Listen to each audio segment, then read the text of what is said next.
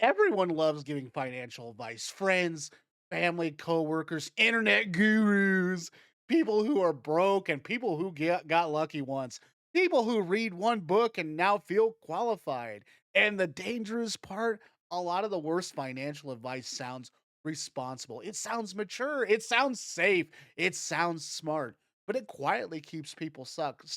So let's talk about the worst financial advice almost everyone gives and why it might be costing you more than you think. The first one, just work harder.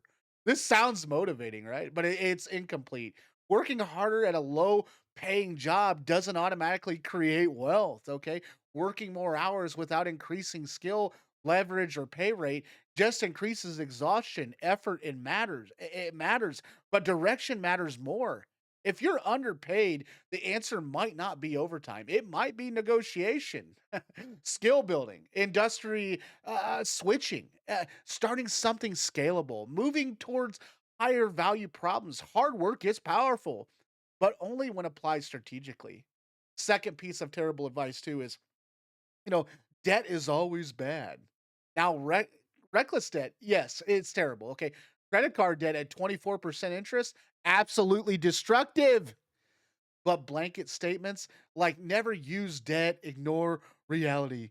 Debt built businesses, debt built real estate portfolios, debt built infrastructure. There's a difference between consumer debt and productive debt. Buying liabilities on credit is dangerous. Using leverage to acquire appreciating assets can be strategic. The problem isn't debt, it's undisciplined borrowing without a plan. And third, renting is throwing money away. This one gets reported constantly, but it ignores context.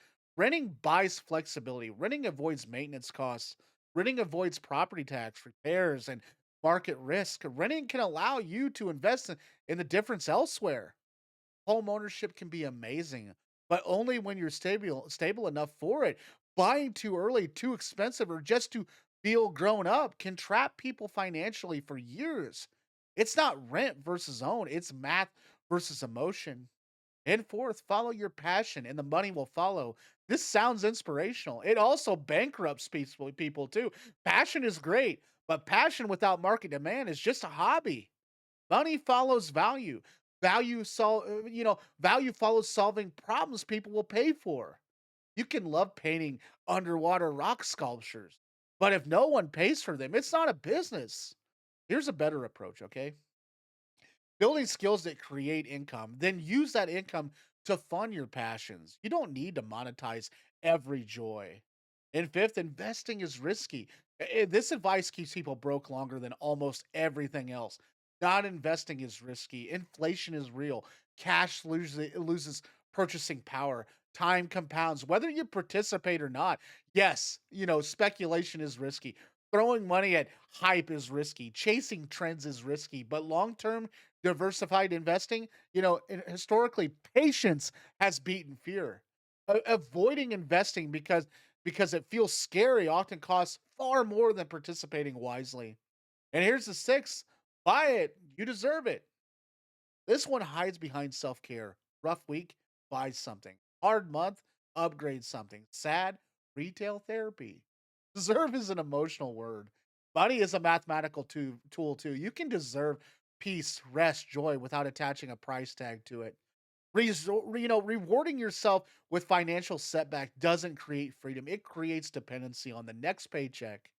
And here's the seventh: you can always make more money. Technically, that's true. Emotionally, it's dangerous. Yes, income can grow, but time cannot be replaced. Energy cannot always be scaled. Burnout has consequences. And people justify overspending by assuming future income will save them. Future income is not guaranteed. And financial stability comes from balancing earnings and managing, not assuming one will fix the other.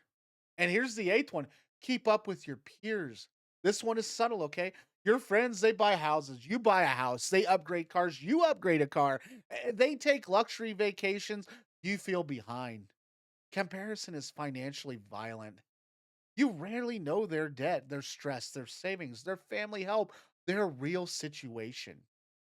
Trying to match a lifestyle without matching financial foundations creates quiet disaster. And here's the ninth. Saves whatever's left at the end of the month. For most people, nothing is left, okay? Spending expands to fill available income. If savings aren't automatic, they're optional, and optional rarely becomes consistent. The smarter move is this: pay yourself first, automate savings, let spending adjust to what remains. And 10th, and maybe the worst, okay, money doesn't matter. People say this when they want to uh, uh, sound big. Money isn't everything, but it affects everything. Stress, your freedom, your health, your options, your time, even your relationships. You know, Pretending money doesn't matter usually means you haven't experienced what financial insecurity feels like, or you're avoiding facing it. Money is a tool, and it amplifies who you are. It creates choices, it reduces desperation. Ignoring it doesn't make you enlightened, it makes you unprepared. And here's the pattern behind most bad financial advice: it's emotional, it's vague, it avoids math, it avoids responsibility, it feels good in the moment. Good financial advice is often boring, okay?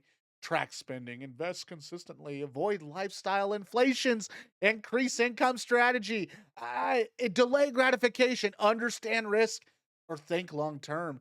None of that goes viral, okay? None of that feels dramatic, but it does work. And here's the incomplete truth: most financial problems don't come from catastrophic mistakes. They come from repeated small beliefs that were never questioned.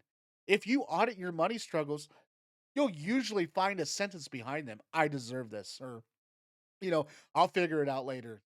Everyone else is doing it.